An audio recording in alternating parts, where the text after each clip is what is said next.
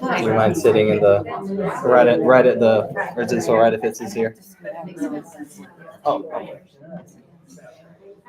Okay.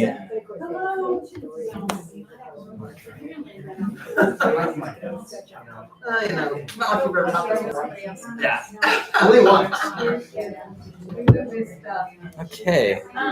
She has a locker in her. Hopefully, we have one viewer. I think it might be hopefully Miss Stephanie, because that's the only person that's in the list there. So.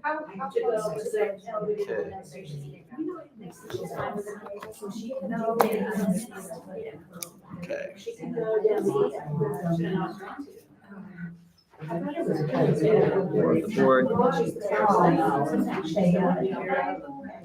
Carolyn, I forgot my key. Are you going key duty? Okay. Welcome. Hello. Thanks for letting me or asking me to do this and letting me do this. I was quite honored to hop in here just for a few classes, and y'all gave me the really easy task of doing this in like 6 classes.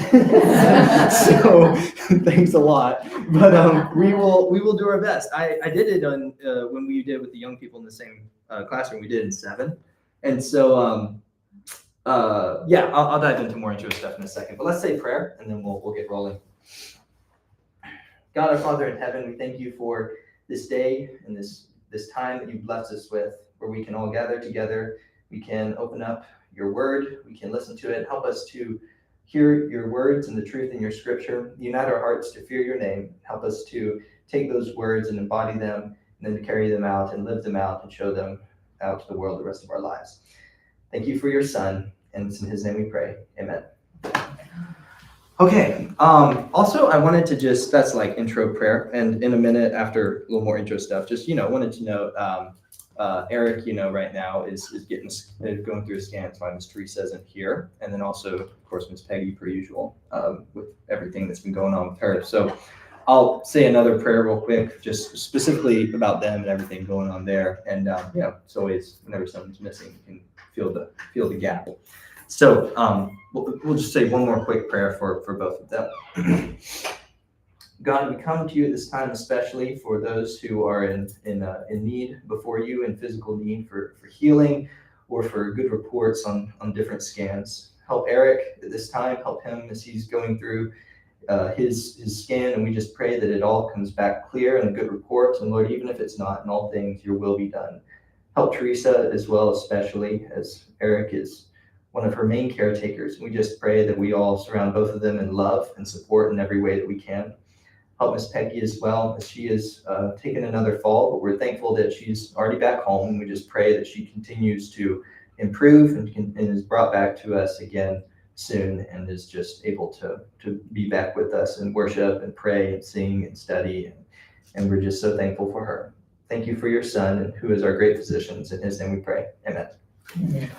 Okay, so we go to, y'all just go like an hour, right? Like just like 2:30. All right, cool. That's like, okay, all right.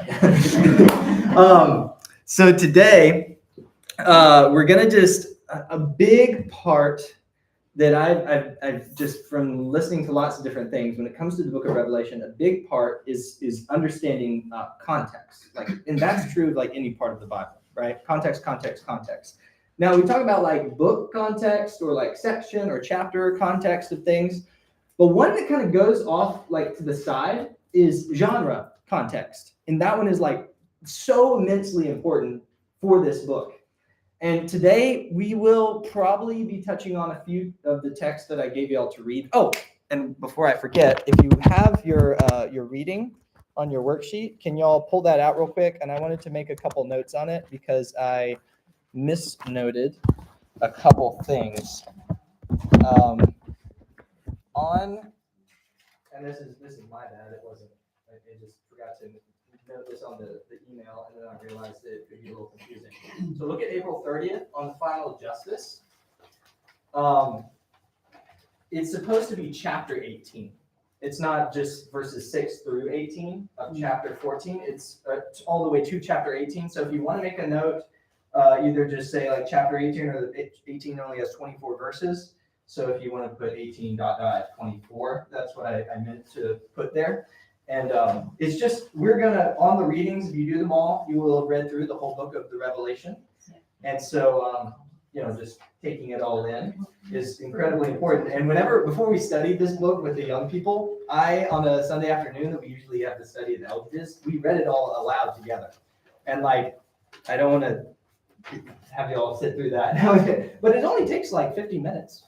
When I read it aloud by myself one time, I did like a timer. It's like less than an hour. So if you all would want to do that at some point, if you have time, highly recommend it. Reading it aloud, experiencing the whole thing at once is also really important. Also, another note, look at March 19th. I just wanted to add a passage here.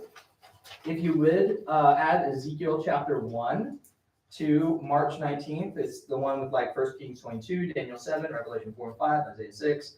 And when you're reading all of those, read Revelation 4 and 5 last amongst all those passages. Make sure that's the last one that you read, and that you've read those other chapters, and then like kind of try to note the similarities between them all. And we'll discuss that as well. Ezekiel, just chapter 1? Just chapter 1. Just Ezekiel chapter 1. On March 19th, the victory. Okay. So today, like I said, we're gonna hopefully dive into a few of the passages that were on the reading. But I want the intent for this class is we're not going to, and hopefully I'm not like disappointing anybody by saying this, but we're not going to like, chapter by chapter, verse by verse, go through and like parse out every single part of it. What I think is more helpful and more important is to like get the picture and the foundation and like the passages and the message of the Revelation in all of our minds, so that y'all can kind of do all that minutia stuff on your own. And so we're going to start with like just foundational things today that will be helpful as we're like moving forward into the whole book.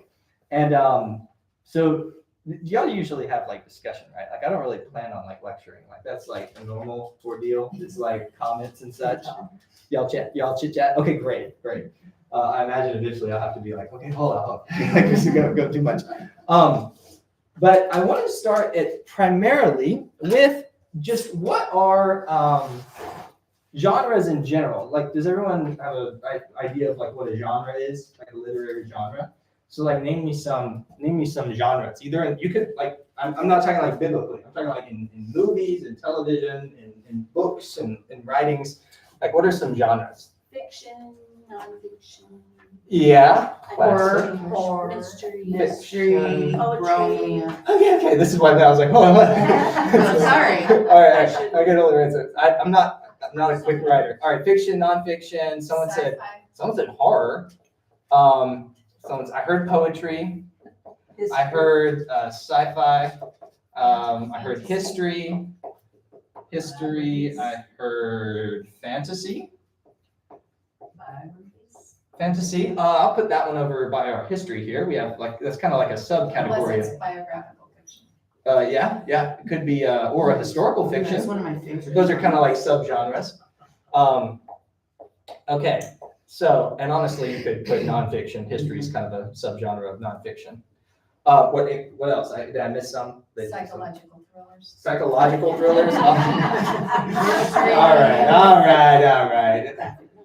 Psych thrillers. English mysteries, like when Peter rules with them.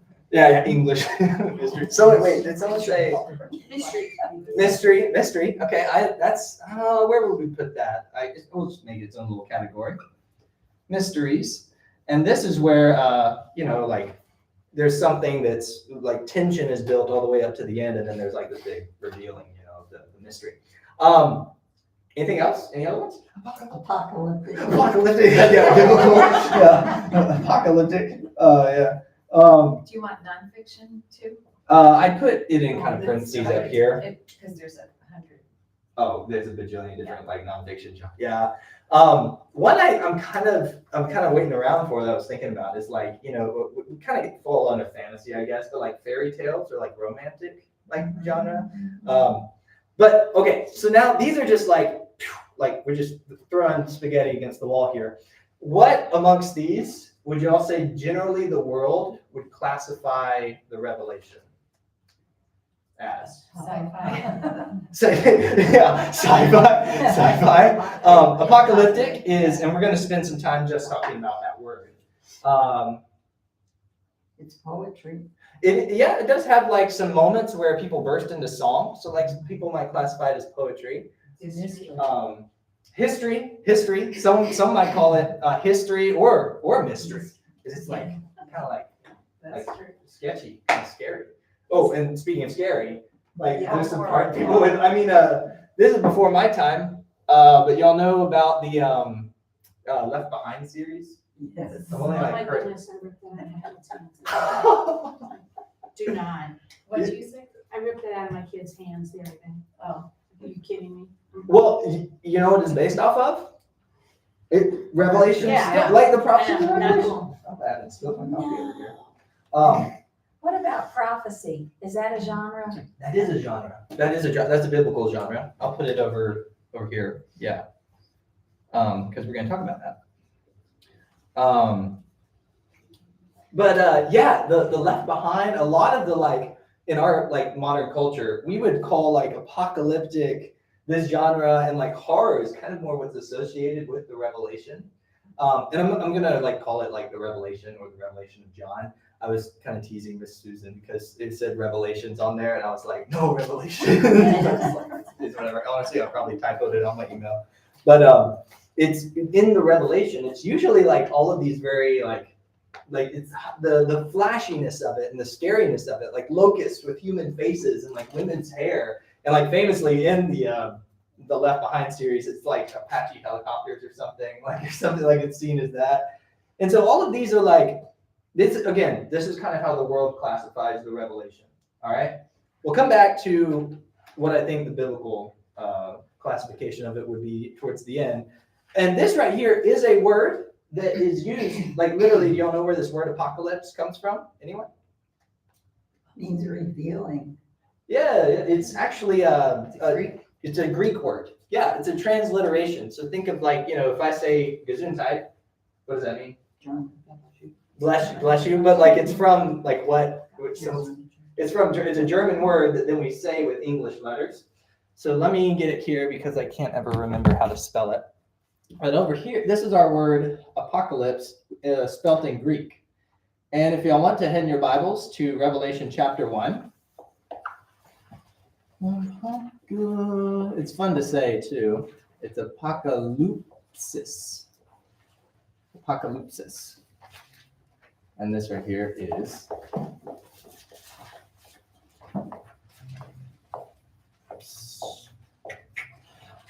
someone want to hit me with Revelation chapter 1 and verse 1?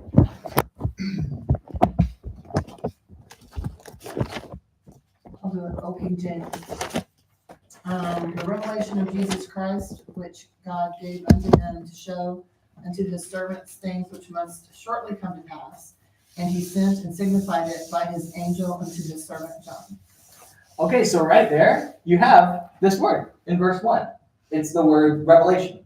Like when you read it in the Bible, it will always, almost always, be the word revelation. And now, whose revelation is it? Like usually in the title it says like the revelation of John, but whose revelation does it say that it is? It's Jesus' revelation from who? God. Yeah. It's so God, we have a little hierarchy here in chapter 1. God to Jesus, who then is to who? His servants. Oh, John. but who, sorry, yes, that's the next step, but like there's someone even in between the servants. John. Sorry, John is the servant, but do you all catch this? Oh, the angel? Yeah, an angel. There's an angel, an angel literally means messenger. And then the angel gives it to John, his servant. And also, this is a little linking up stuff, but angels are also called God's servants. And, oh, really? We're gonna look at chapter 1 and verse 1. Or, yeah, chapter 1, verse 1. Let me see. Through his angel to his servant John. Do you see that? You got it? Okay, cool. But yeah, we got this little hierarchy here. Now, what type of genre on our board that we already listed might we classify what we just read? Where God's word comes to a servant, and then he gives that word to a people. That's prophecy. So this is kind of our first classification, or sorry, technically our second one. It is Revelation is a prophecy, and then as we just read, it is apocalyptic.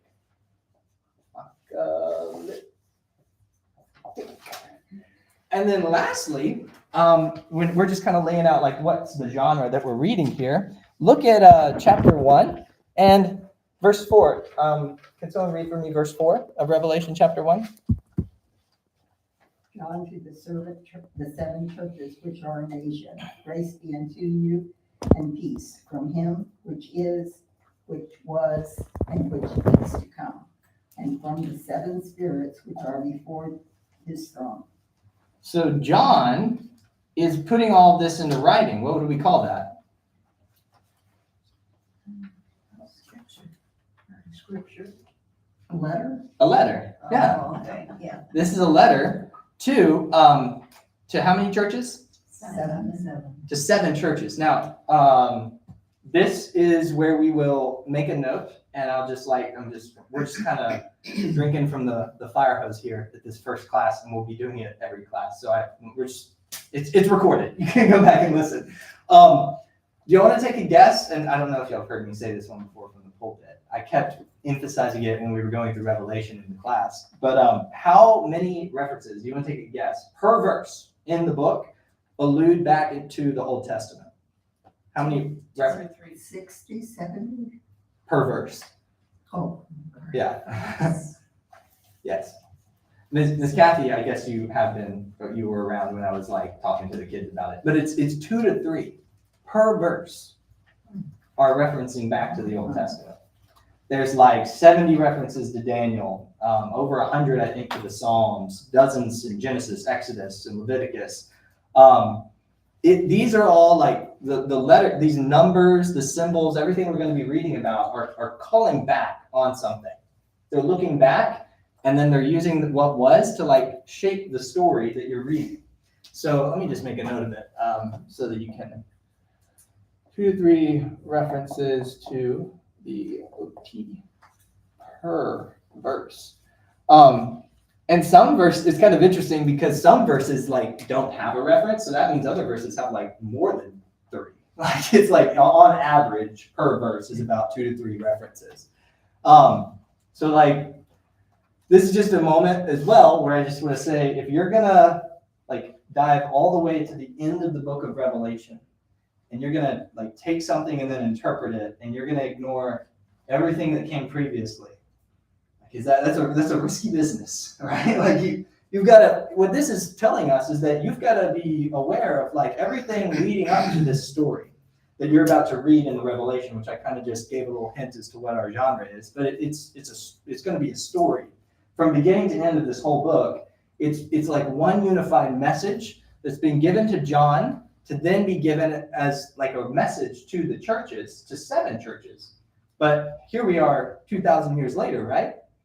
So it's also a message to who?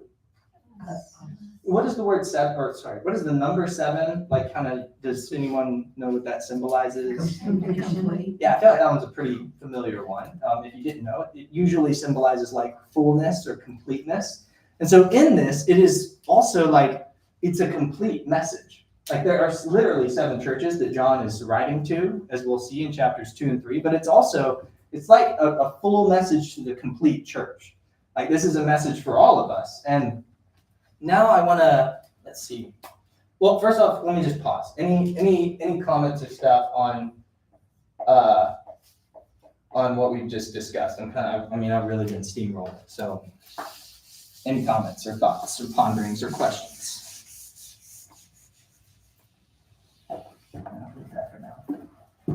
Did you notice the references to the Old Testament as you were reading Revelation, or did this come about? Somebody else said this to you? Yes. Some of this is like the way I teach classes is I dive in to the topic at hand, and then I just like swim around in it, and then I like. that's the strategy. So like I don't always remember exactly where I like read or hear things. I didn't go through and count them, if that's what you're asking. I did not do that. And whenever you include not just like explicit references, but like themes that are being alluded to, like it would be off the charts how many times it is referring back to something in the Old Testament. So the answer shortly is no, I did not collect all of them on my own. I always reading it, and I don't remember where I heard it, but yeah. It was actually a friend gave me a worksheet from his class down at FC that the professor had made. And so that's where I first heard it. And I was like, whoa, that's crazy. Yeah. Any other thoughts or comments or questions? Are the majority of them from Zephaniah? Can't pronounce it. Zephaniah has most of the references. Zephaniah doesn't have most, but I wanted us to sit in those first few chapters because, and that's why I gave it to you all as a reading, because it kind of just, it's like diving into the deep end a little bit. Like I wasn't really expecting everyone to like fully grasp Zephaniah 1-6 on the first read through. But like, Is it, you mean What is Zachariah? oh, sorry, Zechariah. I'm like, did That I was, read that was the your wrong fault. book? No. There's only 3 chapters in Zechariah. Zechariah. It's just kind of like diving into the deep end of like apocalyptic literature. Because as we've been seeing here, this is not like, when we hear this word today, like I'm talking in our culture, how does the word apocalypse usually used? End of the In our world. time. Yeah, like end of the world, or what did you say? Armageddon. Armageddon. Yeah, that's in the Revelation again. And I haven't traced it all the way back, but it really again got popular with the Left Behind series, and especially during the time of like World War II, when everything was like global and cataclysmic. It seemed that. In Vietnam, that there's a movie about Vietnam called Apocalypse Now. Oh yes, yeah, that was actually what I wouldn't recommend watching it, but that's what I titled the first class. I said Apocalypse Now because I started the live stream right now. So anyways, yeah, it was that era is also when the rise of, and I think y'all just talked about it in the auditorium class on Wednesday, when the rise of like premillennialism really got popular. It really started vamping up the volume during like post World War II. It's because it seemed like everything was kind of coming to a crunch. And the thing is every generation like sees themselves as living in the last times. Like it's not something new. The Crusades, I don't know a ton about that time in history, but it was around the year 1000 after Jesus' birth. And they're like, hey, we better go retake Jerusalem and like capture it because Christ is going to return there and reign for 1,000, or like reign from Jerusalem after the 1,000 years. But then all this bloodshed and none of that happened. And so it's like, when is the last times? What? Did someone say tomorrow? Is that what yeah, right now. And so this book, as we will see, there are things that, I erased my genres. There are things that were our history, and like it was written to the churches for a reason, at their time, in their place. But it also has like a voice that's a message that's meant to be heard throughout all time, for all of us.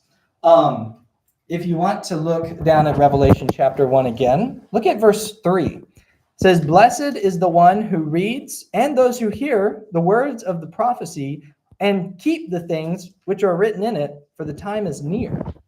So like, again, that language of nearness is, of course, in the context of God being the one who is, it's his perspective on the world, where time is just not exactly the same for him, right? Peter says to the Lord, a day is 1,000 years and 1,000 years is one day. And so he's speaking these things, and what is the call to do is to keep the things that are written in the book. So like, this is a book that's like meant to be obeyed in some way. Like that's a message for all of us to hear. It's like, we've got to take heed and keep and listen and obey the things that are written down in the book. The question is like, well, how do you do that if it's mostly like a story? Well, if y'all want to write this down, a kind of a little definition of like what the purpose of this type of literature is, apocalyptic literature, is it's trying to what it is doing is it's giving us and is helping to train us on how to identify what's going on in the world that we currently live in. So one way you could describe apocalypse, or this word revelation, it is a revelation of things from God's point of view. Point of view. And then I'll add using imagery. Because this part's also critical, because it's not that this is giving us like a video camera documentary, right, of the end times. That's how a lot of people want to take this book, is like, this is how God has shown. In fact, I like saw a little thing way back when during like 2020, where it was like, see how this has all been predicted in the Revelation. Or I think it said in Revelations, and I was like, yeah. I was like, Revelations plural. No, it's just one. Like, have y'all seen that kind of stuff before? Y'all know what I'm talking about? It's the Nostradamus effect. Takes Tell me how. something that he wrote and tries to bring it into today's happenings. His prophecies He was supposed to be. get moved forward. Oh, okay. It's kind of trying to like force it into the present. And I mean, I even saw someone sent me a thing the other day from the recent like conflicts that have happened over in the Middle East, like within the past week. And it was like talking about Gog and Magog. And you're like, what's going on? Like, it's like, what's happening here? So that what's going on there is that someone who's using the revelation to like be like a maybe I guess you would say like a, how do you spell cipher? Cipher? Yeah. CIPH. Do y'all know like what a cipher is? PH. Oh, PH, sorry. I No, can't. CIE. What? You have- C-I, okay. It's cipher. All right. There I you can't spell. Cipher of the future. When someone's trying, like when you see that stuff like that on like some Instagram reel or, like YouTube, like video, like it's someone's seeing this book as a cipher, like to the future. Now, there's also the opposite effect, which is to say that Revelation is locked away in the past. Are you saying Revelation is a cipher of the future, or No, that's just? sorry. I'm giving a different How- perspectives on the okay. book. Yeah, these are not necessarily. I'm not You're like. not promoting. Yeah, this is just how people use Revelation. The notes. I should use different colors on the thing because it's starting to all kind of blend. Locked away. And then, okay, so this, you'll understand, this is what you're seeing when you watch like those YouTube videos. Then what happens as well is it's locked away in the past. Basically, it's like, this is kind of an easy way to like all that confusing stuff. It all had just a meaning for them, and we don't have to worry about it at all today. Nothing at all. And it's just like it's just this like, it's kind of like, it's interesting to kind of learn about the context of their time, but it's not necessarily something that has any relevance to us today.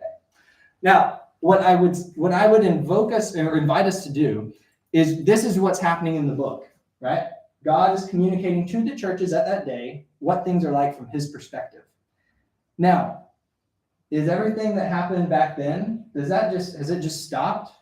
Like oppressive kingdoms and temptations to fall away and callings to conform to like the forces of the world, or tests so that you might prove that you are a share in the victory of the Lamb, Lukewarm. or being lukewarm. Like all of these things are stuff that like still happens today.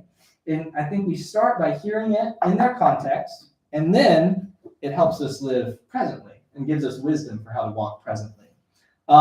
Are you saying in the context of the people that received it? Yes. Once we see it and what it meant to them, it's then we can take it and apply it to us, and that gives us a way to start walking forward wisely and hearing the wisdom of the book. and not just seeing it as like a roadmap to the end times or something like that. That I really just want to kind of respectfully just, we'll just do that. Because this book it's meant to be a comfort. And what's so sad is often I see people approach it with fear. And it's actually like extremely comforting. And whenever I was like going through it a lot and sitting in it a lot with like in prepping to teach it to the young people, I was just like having it was just a wonderful time. Like by the end of it, like there's some really weird and honestly like kind of terrifying parts. But when you get the whole thing, like when not like you get every part of it, but when you view it from like a 30,000 foot view, you're like, wow, like this is wonderful. And like, this is the story that we're being invited into. And it's all through these like images and symbols that's happening. Any other thoughts or comments on that so far? Well, you know, when you think about the Bible though as a whole, like there's a lot of everything you've just said, like really awful things that have happened, and there are comforting words in there, and it's interesting that they always want to pull Revelation out as the only place just because of the way it was written with imagery, where it's no different than the rest of the Bible, which is full of a lot of the same things. It's just more in plain English, as opposed to writing it in imagery for, I don't know, maybe at the time it was safer to write it in imagery.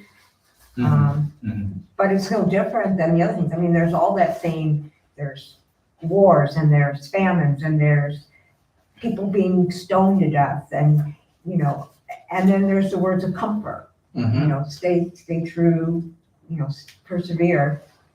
And yet they pull Revelation out of it. It's like snag it. And again, like we said, what part of the Bible is it in? Is it towards the beginning, the end? It's the very end. Yeah. And you've got to go through like just a second, all the way to the end. And like if you're just, the Bible's a story, right? Like at its core, that's what it is. It begins with in the beginning and it ends with forever and ever. And so like when you read a story, you know, like what would it be like if you just like hop to kind of right before the climax of a story and then you just like snag some stuff and you're like, oh, this is really cool. This is what the whole story's about. It's like you're missing the point. It's like, yeah, you've got to look at the whole thing and realize what it's doing, because it's very clear that Revelation is like a capstone on the whole entire story of the Bible. It's really got all of the themes in it. And I'm going to like present to us, and hopefully I can have that drawing for all of you to look at on your own by the next time you study. That it is actually, he tells you what the book is doing at the very beginning, telling you things that were, telling you things that are, telling you things that are to come. Because the end does have a little bit of a glimpse of that future hope to like drive us forward and to call us forward into the hope of God's going to make all things new. And so that's in the Revelation, it like retells the whole story in itself through all of its themes and what's communicating. It's like right on. Did you have a comment? It's like they haven't read things like Ezekiel, who has a lot of these same images. It's like they pull it out without context and also without any knowledge of what went before. Yeah, it makes for a good story. It makes for some blockbusters though, right? It seems like for the 7 churches, like Jesus is basically saying, I'm holding the churches accountable. And, you know, they're the ones really for the message. And he's telling them, you know, what good they're doing, what they're not doing good, and they're all different. Like they tell us they're all different, and then you need to change and repent. So now it's kind of encouraging now when I read it, because he's telling them what they need to do. Yeah. And I didn't really see that before. It was sort of like, oh no, what's it going to do with them? But I get it now. And I had a friend who what she did is she kind of read one of those, you know, the letters to the 7 churches in chapters 2 and 3. She like read one of the sections to that church, and then she jumped straight to the vision and read through the whole book of Revelation with like, how would that church read this book? Because it's like sometimes there's things where it's like persevere and you like the victory of the Lamb feels highlighted because you're receiving persecution. So that church is like, I'm so glad the Lamb's victorious. And there's also these moments where Jesus says like, hey, I'm coming quickly. And we're like, I'm going to come and I'm going to visit and I'm going to judge. And so the churches that were kind of assimilating and like being lukewarm, those to them, that would have sounded like, oh, we better like listen to this. Like he's coming, he'll return. So yeah, it's a message, and then that's where it kind of starts to bleed through into us today. It's like it's a complete word to them at that time, and it's a complete word to his complete church. Yeah, good stuff. I just have a question. Yes. I've often wondered about this. I've read commentaries that the people, the Christians of that day, understood Revelations. They understood what that meant. When was it when we didn't understand it happened?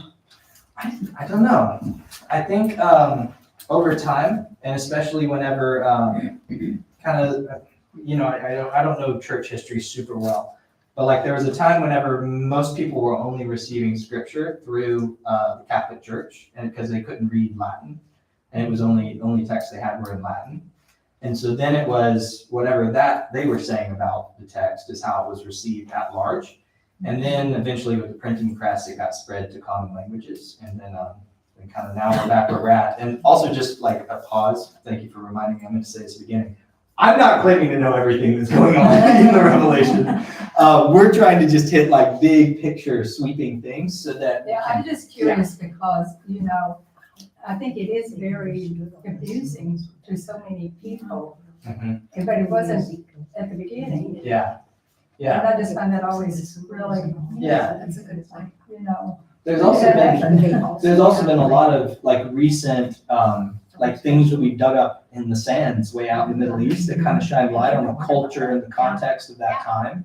It's helped us kind of like relearn what it was like for them and how it would have sounded in their ears. But I think you're correct. I think, personally, I think that most of the imagery would have been picked up on by all of the people. Was that what y'all were just saying? Yeah. I think they would have gotten the message of the book. Remember, what does the word apocalypse mean? This is intent is to reveal. And I just realized I spelled it wrong. The revelation. You spelled it right. I did? Okay. Yeah. No. No, it's what revelations do reveal. Yeah, you get the point. You get the point what I'm trying to say. You get what I'm trying to say. If y'all were, if it wasn't just a class of ladies, whenever one of the guys in the other class would be starting like that, I'd just throw a marker at it. Do you want to pass out those markers? So that y'all can start doing it. It's just like, yes, Jackie.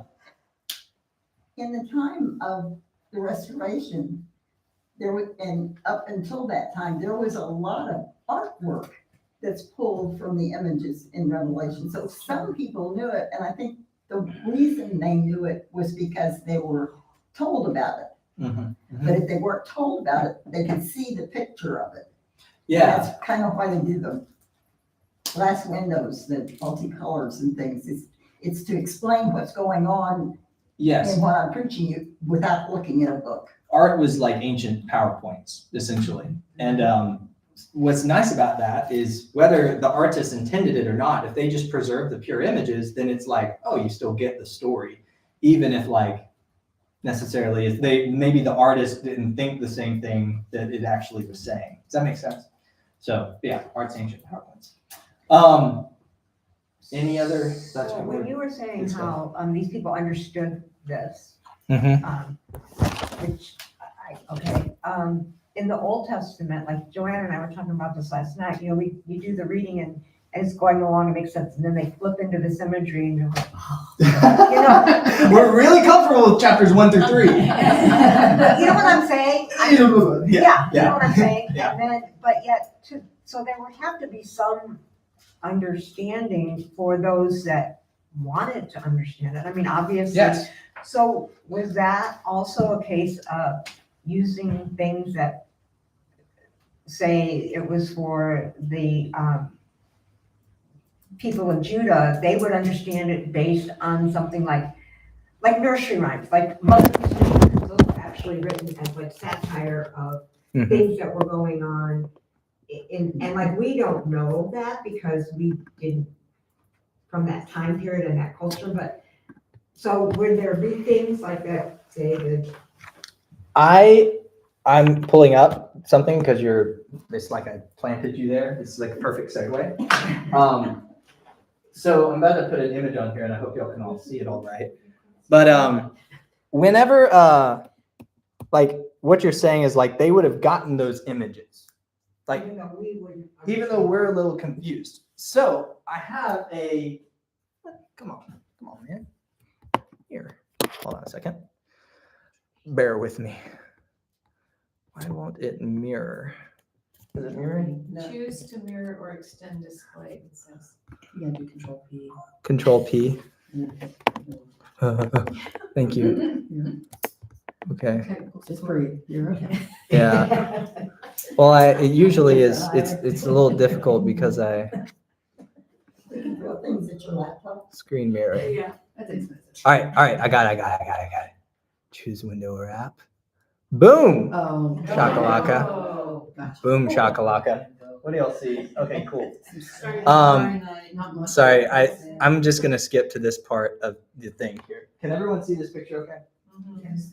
All right, so you got a man sitting in a lazy boy over here, and he's got this like silly looking suit on with like stars and stripes, and he's watching TV, and like the glow of the TV is like he looks terrified, and he looks on to what's happening, and his inputs on the media is snark, bile, hysteria, but the facts is disconnected. So, why'd you all laugh? I used it in a sermon. Why'd you all laugh? Because it's so like today. Have you met this man? Yeah. Can you go and meet him? Like shake his hand? Is it like, it's like this is what's happening in the Revelation if you say that like it's a literal 1,000 years. It's like no. Like this is the genre. We're using imagery in that time and that culture and context that's politically loaded. Like this is the Bible. It depends on what you mean when you say political, but it's a very political book. It has very strong political commentary for that day and age. And right here this is what we would call a political cartoon. And I would posit to take the images from the Revelation and then try and like stuff them into our current day and age. It's kind of like taking this, going to India, rewinding the clock by 2,000 years, and then trying to like communicate and be like, look at this literal man who's sitting in this recliner looking at maybe it's a mirror, I don't know, like mirror on the wall. Like what would it mean to that culture in a different side of the world thousands of years before our time? That's what's going on with the Revelation. And that's why we first need to hear what it meant to them. What did those images mean in that day? And then we can hear it today. And then it points us forward because we still deal with the beastly kingdoms and the church is still under the oppression of rulers and we need Christ to return. And all kingdoms of the world are going to crumble before the kingdom of heaven. So does this make sense? Y'all tracking with this? And that's kind of, y'all just looked at this and laughed. I think that's how the Revelation would have been for them in the first century. They would have looked at some things and they would have probably chuckled a few times. It's like there's some very almost humorous rhetoric with the imagery. And then also like they would have understood like the weightiness and the seriousness of it as well. The hold on part of it. The hold on, yeah. I think I'm gonna bypass that other slide for now. That was another example I had in the wings if we needed it. But does that make sense? Cool beans. Any other thoughts or comments on that? Okay, then I want to spend the remainder of our time, which is like 15 minutes or so, just kind of discussing together the passages that I had y'all read. So if you want to go to Zechariah chapter 1 right now. And just note how it starts in a very similar way that like just sets the tone for you of like what you're about to read. We read the beginning of the Revelation, and now let's look at the beginning of Zechariah. verse 1, chapter 1, verse 1. In the 8th month of the 2nd year of Darius, the word of Yahweh came to Zechariah the prophet, the son of Berechiah, the son of Iddo, saying, that's just a little formula, like the word of Yahweh came to blank in the year of blank. It's saying, that's like you're reading a prophetic book right now. But then you look down in verse 7, it says, on the 24th day of the 11th month, which is the month of Shabbat, in the 2nd year of Darius, the word of Yahweh came to Zechariah the son of Berechiah, the son of Iddo, saying, I saw in the night, and behold, a man was riding a red horse. Now, when's he seeing these things? At night. So what is he experiencing?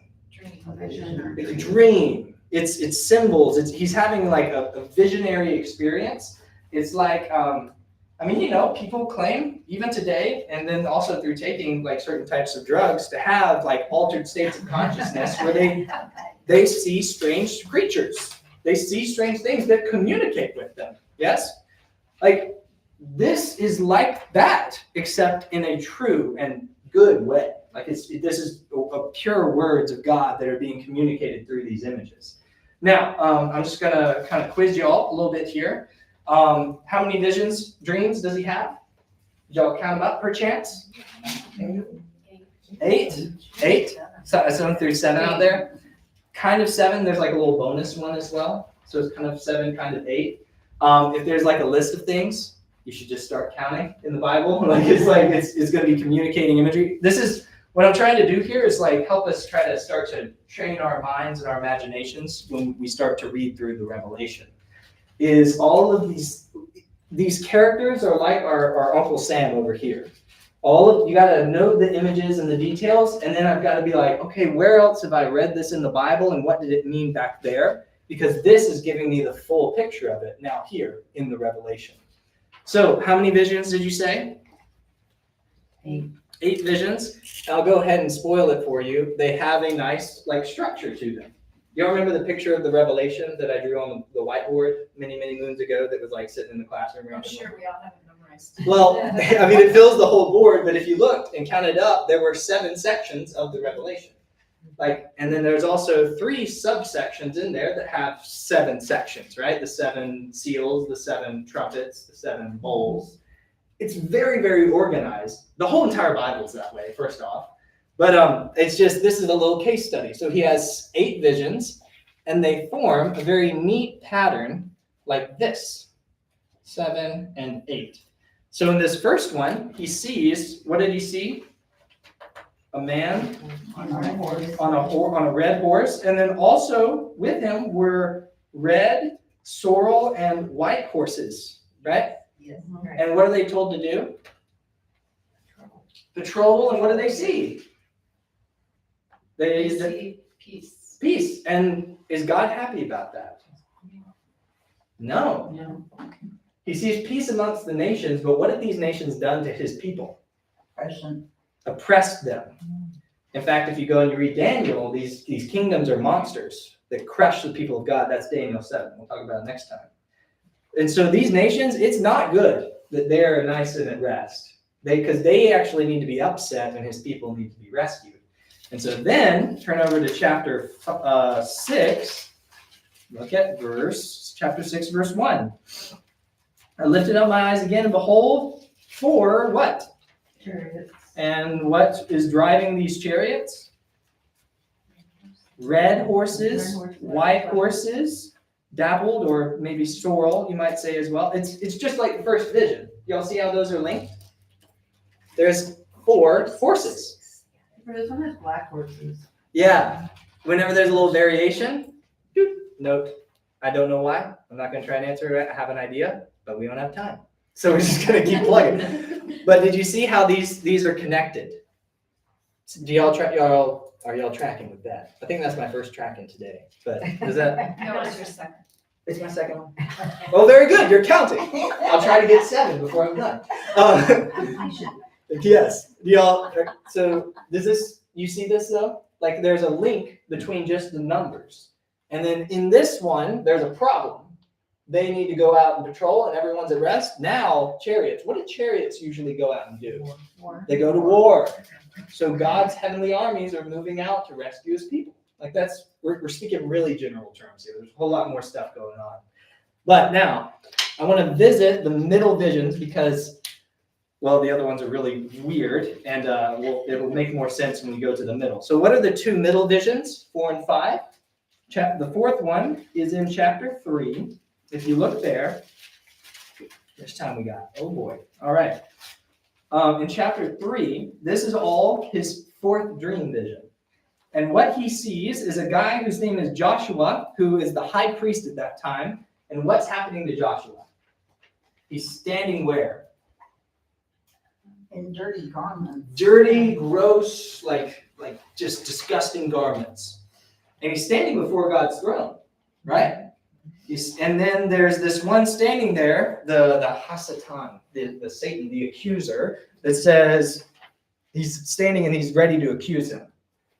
But there's also another figure. Sorry, I'm play acting it right now. So we got Joshua, we have the accuser, and we have someone else over here, the angel of the Lord, right?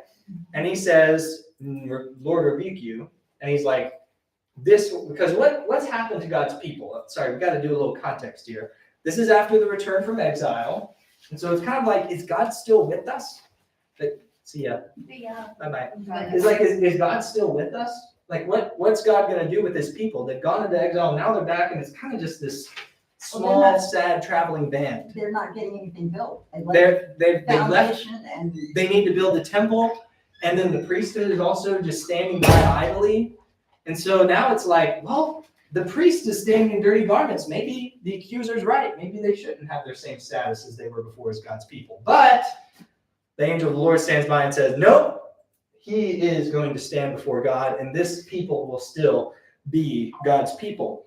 And he says, and I'm going to raise up, look at verse 8. It says, now listen, Joshua the high priest, you and your friends who are standing in front of you, indeed, they are men who are wondrous, or who are a wondrous sign. For behold, I'm going to bring my servant, the branch, which is then again linking to like 7 passages probably prior to this one. The branch, and behold, a stone that I put before Joshua, one stone with 7 eyes, and I will engrave an inscription upon it, declares Yahweh of hosts, and I will remove the iniquity from the land in that day. So what I'm going to do here is we're just going to call this fourth vision. We're going to circle it in red, and this is all about the priests. Now, let's look at the fifth vision. Again, these are the two ones that are like in the dead middle. This fifth vision is about a golden lampstand, 2 golden lampstands, right? Or sorry, there's a single lampstand and there's 2 trees. And the 2 trees are what kind of trees? Olive trees. And how are lamps powered in their day? Olive oil. And there's like this piping that goes to the lamps from the trees that lights the lamp. So it's kind of like a infinite source of light. And who does this tree represent? Or sorry, I'm so sorry. Who does the lampstand represent? Who's standing there? Another character from this time. Sorry, Zerubbabel? yeah, Zerubbabel. And now who is Zerubbabel? the king. He was a ruler. So Zerubbabel, I'm just going to call him Zerub. We're just going to call him Zerub because we're pressed for time. All right. So Zerubbabel is standing here and it says that, hey, you're going to be like the eyes of Yahweh. And like 7, it's all these 7s and the eyes again show up. And like the 2 olive trees that are standing there are going to be like piping the infinite light as God's going to like make this place a source of light for all the nations. And who's the main person representative here? Zerubbabel, and you called him like the king or the ruler. King or ruler at that time. He is going to be along with this boy Joshua, who's the high priest. They're going to be the way that God brings about the blessing out into the world still. Now, we have our strange visions. Let's back up and look at dreams 2 and 3. Now, Jackie, you mentioned specifically what's one of their problems. What have they not been doing? Not building temple. Not building a temple. Who was the first person that built the temple? Solomon. What political figure is supposed to be the temple builder? The king. Kings construct temples. Again, we could go through a bunch of like ancient sources of things, and it's all kings were always the ones that established the temple or constructed or organized the project. Right. That was a very, very ancient common thing. Kings build temples. And so in these two visions, we're pressing for time here, so I'm just gonna summarize them. The language that's used is all like construction language. It's all about construction and building and craftsmen and a measuring cord and all of this. So these visions kind of have a similar kind of unifying theme of construction, which is whose job? The king, the ruler, which is what is going on here in the center vision. And then now let's move over here to the 6th and 7th visions. And again, I'll have to fly over them, pun intended, because one of them is really, really weird. A friend of mine says he says this is his favorite passage in the Bible, and he's just being goofy because he says the little woman in the basket. It's so weird. Zechariah, he like sees a woman who the angel is like kind of his tour guide, points at the woman and says, "This woman is wickedness," and then he throws her in a basket, puts a lid on it, and then 2 winged beings fly the woman away, far, far away east. That's the vision. Like, what is going on here? And then the other one, dream number 6, is about a flying scroll that's like over the land, and it like has a purging fire that like burns everything to the foundations. Now let's think flying, fire, purging. Like and then also a woman named Wickedness who's taken far away to the east. What Bible stories maybe are lighting up in your minds? I'm gonna see if y'all do it yourself.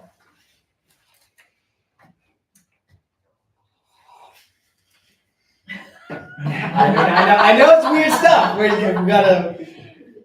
Okay, say those words again. Yeah. Is there ever a time in the Bible where wickedness is taken away to the east? Well, Are we talking about the Garden of Eden? Garden of Eden is one. And is there ever a ritual where all of the sins of the people are placed on something? And who's the one who does that job? The priest. And then also, whose job was it to read from the scroll of the law to all of the people and be the one who teaches them the law? And that word, that law, which is like a fire that purges the heart, that's the priest's job. They read from the law that cleanses and... Huh? It's what Ezra did. And he was a Priest. or a Levite. Was he a priest? Yes. Yeah. He was a priest. Okay. Not every Levite is a priest, but Oh, I thought they were. every priest is a Levite. There's certain, imagine a big family tree, and like certain parts of the family tree they're all Levi, but like certain branches have like priestly jobs. Oh, okay. So he was a priest though? They have different priestly jobs. Yes, some to 10 different parts of the tabernacle. Side point. Let's bring it home here. So between these two visions, what we have is about like purification and cleansing, which was a priestly job. So in this randomness, there's a lot of symbolism going on, but there's also structure and pattern and message. God is going to judge the nations, and he will bring about victory through his priest and his king by purifying and building his new temple. Or the temple. Is this clearing up? Y'all tracking? Are we tracking with this? It's getting There we go. Good. We're not going to come back to this. Go forth and meditate on your own time. But like, this is what we can do with the revelation as well. Like, it's understandable. It's not something that's ungraspable to us today. And it's also not meant to be scary. It's meant to provide comfort. And I'll give y'all, here's the last thing we'll do. And it's boom, 2:30, money, on the money. Here is, what's going on? I'll trip over myself here. This is a short paragraph that I have concocted to try and just describe the revelation and like to kind of define it as we go forward. All the kingdoms of the earth will crumble before the kingdom of heaven, and Christ Jesus, our King, the Lamb, and the Lord of history, is returning to make all things new. We, the followers of the Lamb, must persevere, walk wisely, and overcome. And it's a full paragraph, but all of it has key parts. I'll maybe write it out next time and we'll start with it. But yeah, sorry, I wanted to write it out, but we're running towards the end of time. That's just my personal summary. That's personal commentary. It's the gospel according to Andrew. Yeah, it'd be nice if they had just little summaries at the beginning of every book.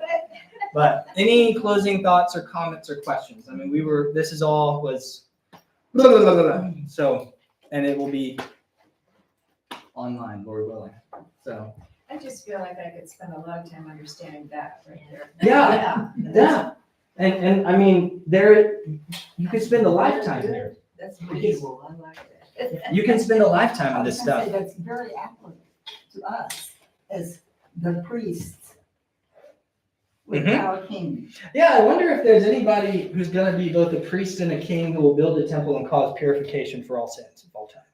And do you know the name? Do you know the Aramaic name for Joshua? Jesus. His name standing there is also Jesus. So, it's like, come on. It's always important when you like really spend time with this stuff to just always remember that this is just a fictional book written by shepherds who are afraid of death. It doesn't have any sort of weighty significance to it. I'm being facetious. I'm not being serious. So. See, I saw us as the priests doing, and then Jesus as the king. No, I Mhm. Well, they overlap with him, right? Okay. And then he shares it with us, which is what we'll see is in the Revelation is those who follow the Lamb wherever he goes in Shema or listens to him, they will share in his victory as well. And they're supposed to do what he did, which is become lambs. So an army of lambs. All right. I think we'll call it there. Only 3 minutes over. That's not too bad. Very good, perfect. If we have like questions as we, Oh, please. Email you. Yeah, okay. Email me, write things down or thoughts or comments you have. I'll try to address it either in class or just directly. I feel like you need to have Yeah. remedial sessions. I mean, I'm free right now, so like, we'll call it quits there for everyone who needs to roll. But if y'all had more thoughts or questions or things, I'm gonna turn off the live stream. But I don't have any. I had both my studies cancel on me today, so I am chilling. Do we really need 7? I think we can do 7. 7 questions. Oh. 7 weeks. Oh, 7 weeks. We'll play it by ear. Yeah, 7th week will be final Q&R, question and response. Stephanie, thanks for joining us. Everyone want to say hi to Stephanie? All right, take care. Bye-bye. How do I stop this? How about in stream? That might work.